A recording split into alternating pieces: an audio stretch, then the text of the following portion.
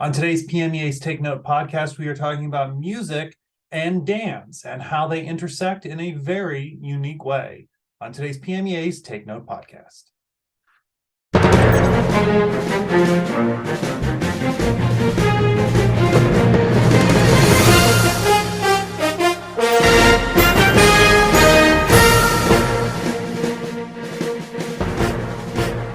All right, well, hello everyone, and welcome to this edition of Take Note. I'm Mark Despotakis, and we have a really cool episode for you today. We talk a lot about music on the podcast. We're going to talk about music, and we're going to talk about dance a little bit today. So without further ado, I'm not going to go and explain it. Our guest will explain all that. I want to welcome in Nora Clark. She is the founder of Tap That Brass. We're going to find out what that is and what all that means. But first of all, Nora, thanks for being here. Hello, thank you for having me. Yeah, so we met, we were just trying to figure this out, how long ago it was, probably 7 or so years ago. And you showed me this video that was like in this infancy of this thing that was Tap That Brass. And I was so fascinated and intrigued by it. And so I'm glad that we're going to talk about it and expose people a little bit more to it today. So, maybe let's level set a little bit. Tell us what Tap That Brass is, where this idea come from, what's the backstory? Absolutely. So I'm a tap dancer. I started dancing when I was 6 and loved tap the most, but was in a dance studio that required that we take all forms. So tap, ballet, jazz, and then later hip hop and contemporary. But I love tap. And so I danced competitively growing up, and then after college where I danced professionally in a tap company called Mad Rhythms, I moved to New Orleans, which of course is the birthplace of jazz and full of all things music, and started dancing as a tap dancer, sitting in as a percussionist. The spirit of New Orleans is very improvisational and also inclusive when it comes to being a musician and learning and practicing your craft. So it was this really cool opportunity where I could be a tap dancer and jam with these world-class musicians basically on a nightly level. And so I got a lot of experience that was much different than what I'd been doing. And so I'd met some musicians who were really into the tap component of the band, adding it in as a drummer. And so we developed this idea that was tap dance and brass music. So that's where Tap That Brass comes in. And we were sort of floating with the idea for a long time, maybe a year. And we were just trying to figure out how to make it work so that it's not super bumbly and also not competing with a quote unquote real drummer, a drummer with a drum kit, because tap is obviously much different, but still percussion. So like trying to figure out how to do that where the mix was perfect. And so Tap That Brass, the initial idea was that we replace a classic drummer with the tap dancers. So 8 Bar Day was really Adam, the co-founder, and my first endeavor creating or composing a piece of music where the tap was the percussion. And so we wrote it, choreographed it, and then eventually recorded the video, which you saw. And yeah, probably around that time was when we were trying to edit it and make sure that it, looked like something that the internet would like. But it ended up sort of morphing as creative things do. And so we've done a little bit of classroom work where we brought in a 3-piece horn section to tap classrooms. And that I loved because I like all things that come with teaching tap. And so having those guys in the classroom to add some music theory to a tap studio was great. It was something that I wished I'd had a little bit more of as a dancer coming up in a traditional studio. And so just trying to find that balance of, what can they get in an hour class that is going to help them in their dance careers that they can, latch onto and really learn, and what's too much, like how much theory is like, that doesn't work for this setting. um and so yeah, we just kind of have played with different things and written a few other songs. We did a live performance recently, that was super fun and very uh well received, here in Savannah, Georgia, where I now live. So it's just kind of that's kind of the short of it, but it's a merge of tap dance and brass music. So I think, to be fair, we should show people a little bit of Okay. what this is.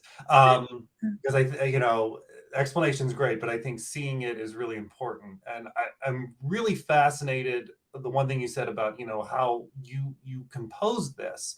And we're going to come back to that, but I just want to point that out as people are watching this clip we're going to show, that, this is not like you went to the music store and bought this off of the shelf. I mean, this was all composed. So if you're only listening to the podcast, you're going to get something out of this. But I suggest you go and watch the video so that you actually see this clip that we're going to show. So let's take a look at this.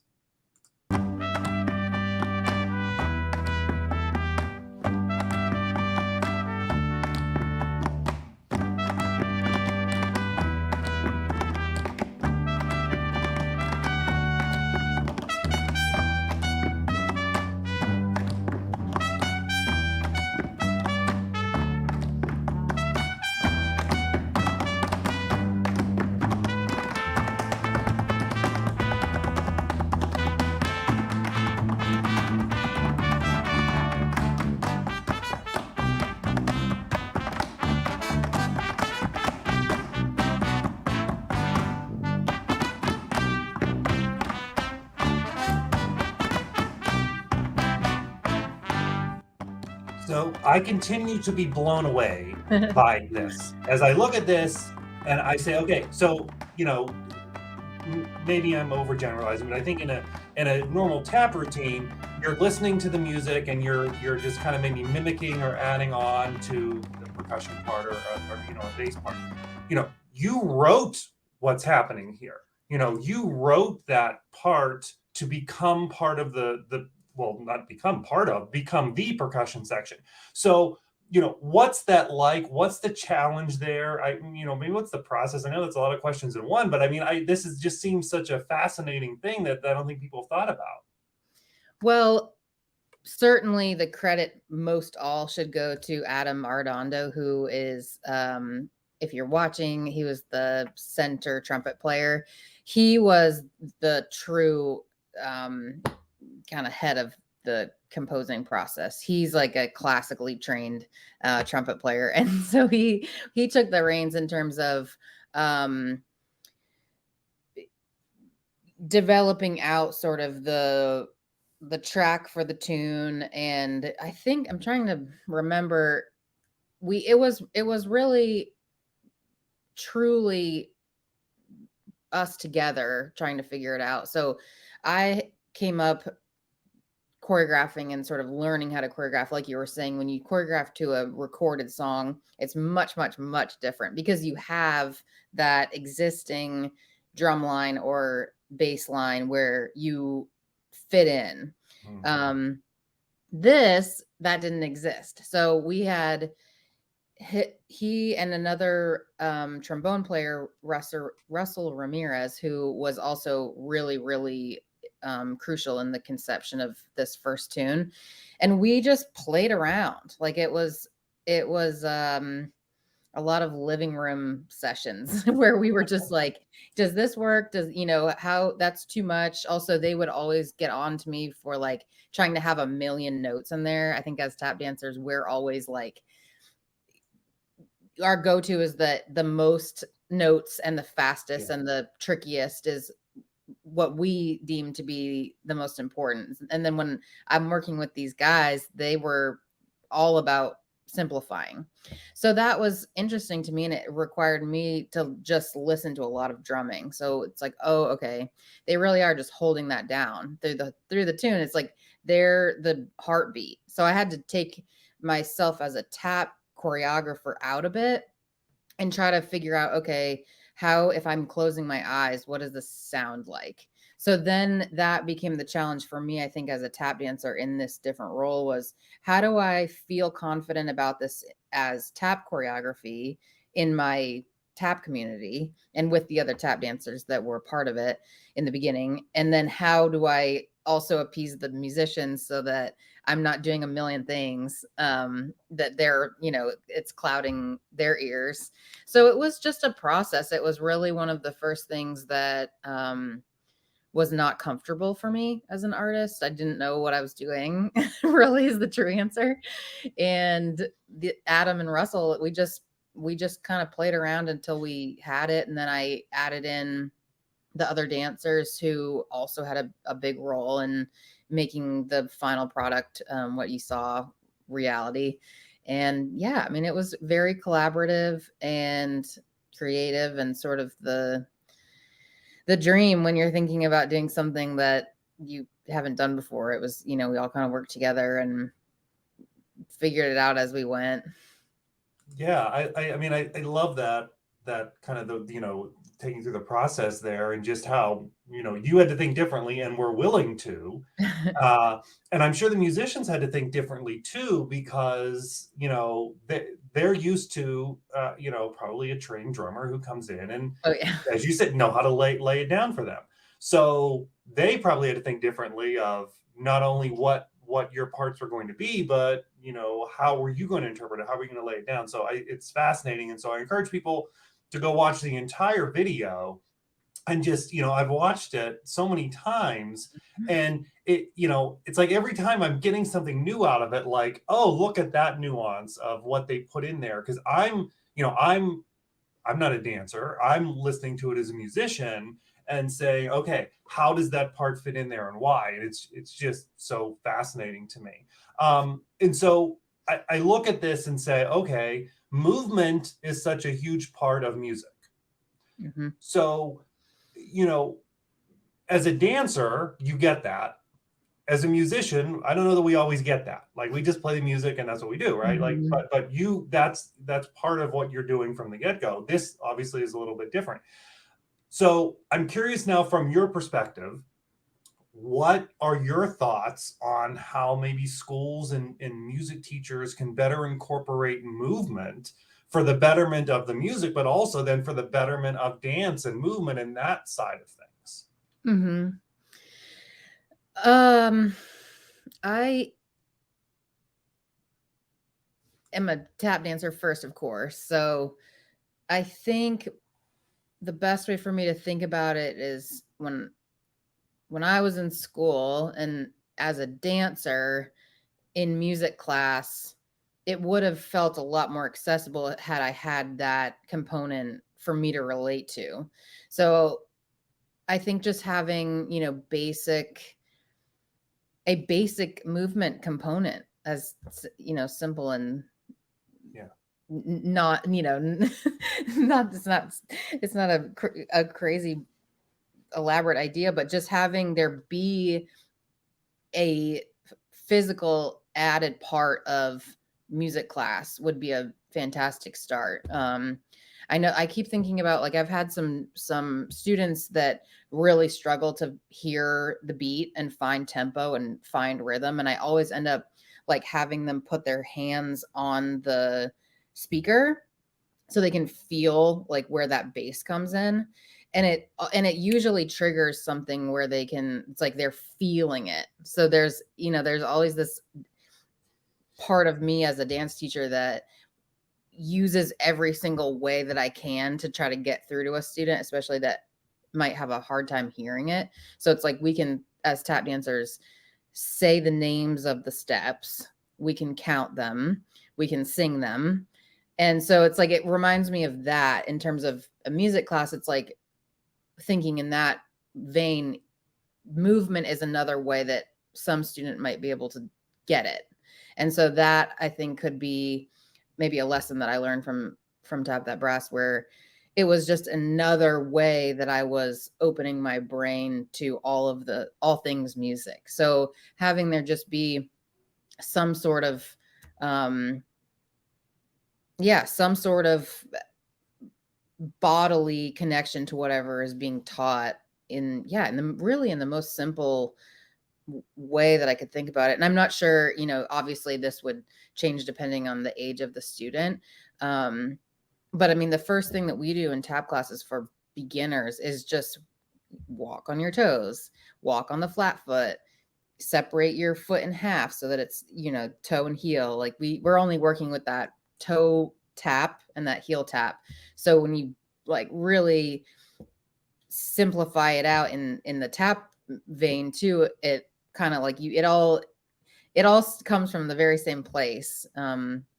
Is what I learned with this too. It's just, you take it back to the basics and then you build up from there. So just having there be simply that as like a necessary part of the lesson, I think would be really great. And it also, the more active you can make lessons, in my experience, the easier it is for kids to latch on and hold them because they have something to show then. And so if they're not really into it right away with whatever the instrument might be, it's like another way to stay focused on the lesson, that just translates to them, possibly in a way that they are attached to and want to continue learning.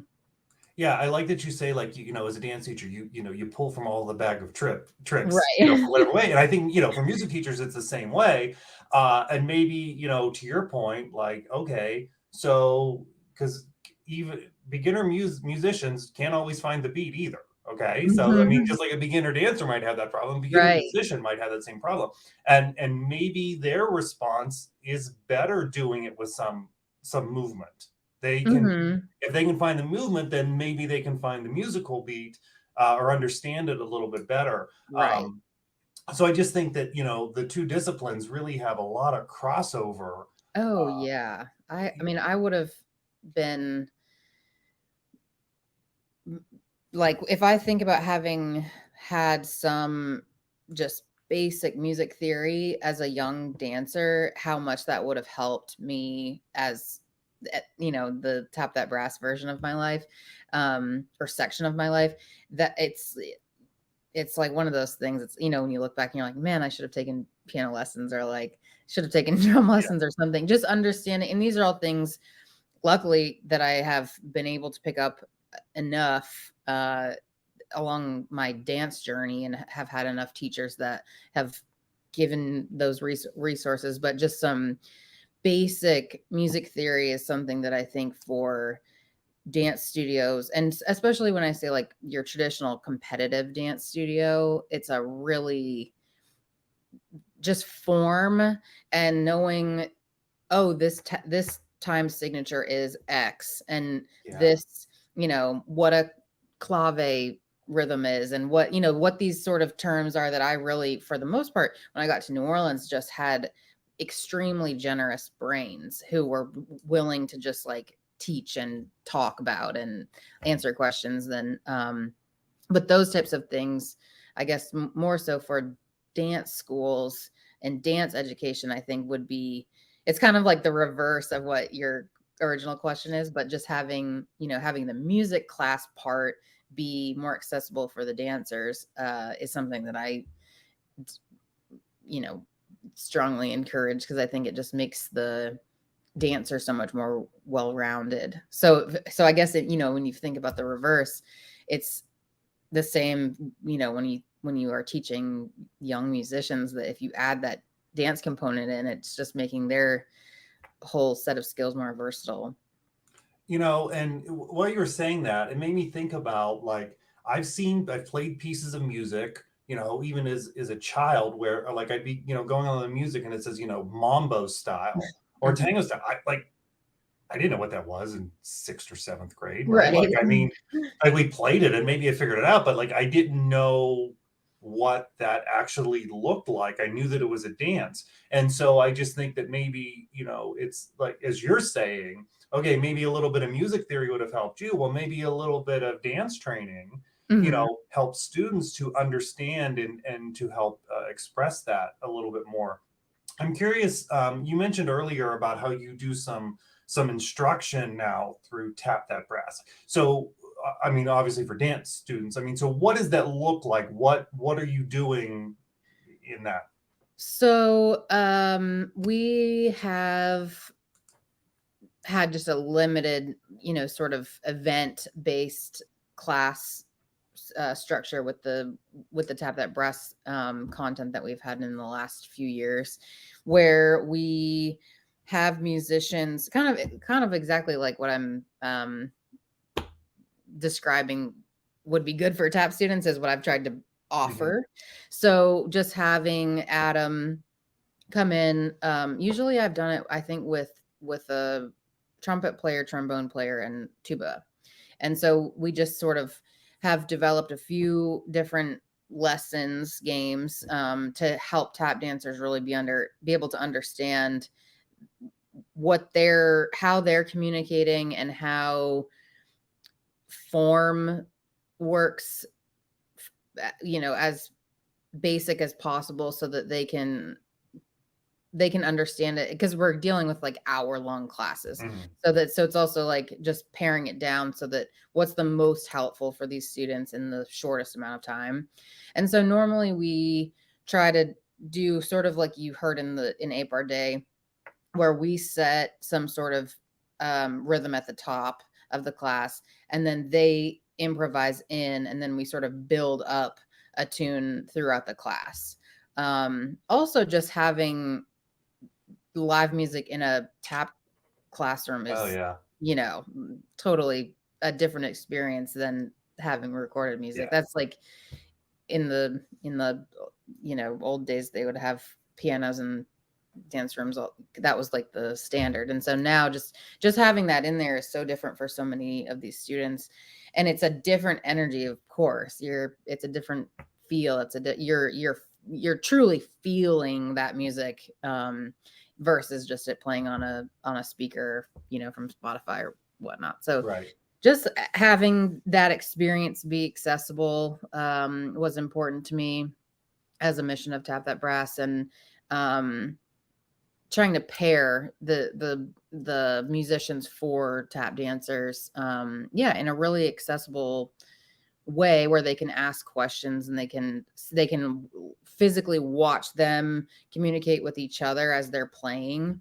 That was a huge lesson for me when I was in New Orleans, just observing the band and how they're talking while they're not actually Yeah. talking, and just seeing and feeling, like feeling the phrase and feeling the break and feeling like all that in your being in person is so different than on a whiteboard and listening and tracking. It's just different when it's in that classroom and you're wearing your tap shoes and you're doing the lesson. So I think a little bit of all of that. We've been able to do a few times. It has been a little bit disjointed, of course, because I'm in Savannah now, and so Adam has come a few times, and we've kept it moving, but it's just changed as Sure. our lives have changed. Yeah. Well, I mean, I think this is certainly something that a music teacher or a dance teacher in their community could find a way to replicate on some level. Not to the performance level that you all have done, but what you're saying about a classroom environment, and it's now mutually beneficial for the music class, for the music students, and for the dance students. Mhm. In any genre, but I really think certainly in tap and kind of understanding the percussion part. So what's next for Tap That Brass? What's in the works? What are your thoughts? Well, I think I mentioned we did a live show here last February, and it was so fun. Like it was really, we had a great time. That was a slightly different model. We didn't compose anything. We had Adam, has a band called the Jump Hounds, and so they're like a jump swing band. They do a lot of like Louis Prima type style tunes, and they have some originals as well. But they had just released an album like whenever we were planning this, so I think it would have been like fall of 21 or so. And so he was like, well, if you take recorded songs and choreographed those, and then we can maybe pair it out a bit with our drummer. And so because we were in 2 different locations, that model worked really well. Mhm. So we had rehearsals here with the dancers that I was working with, and then Adam had his band in New Orleans practicing, and then they came to Savannah and we teched everything, put it all together, and then we did one night that was just performance, and it was very, very well received in Savannah. I don't think there's ever been anything quite like that here. And so it was just we did it like the weekend before Mardi Gras. And so we were able to sort of have a bit of the New Orleans vibe, and it was super duper fun. So we're trying to make that happen again in 23. I think probably it'll be April or so, but do like something a little bit closer to that same model, where we're using existing songs that they might have already written or cover. The composition of it all, as you started talking about in the beginning, is extremely difficult. So, and time consuming, when we all have other commitments and lives and families and whatnot. It just takes a lot of creative time, which is, like, in my experience, the slowest of all ways that time exists. You just have to, like, focus so hard on something that comes together just piece by piece by piece by piece. And so when you're not in the same city, I think it just made it really hard for us to sort of continue along that sort of route. So I don't know. We'll hopefully have another show, and Tap That Brass is also my personal platform for the give back that I want to continue being a part of in terms of the art of tap dance. So I have a nonprofit.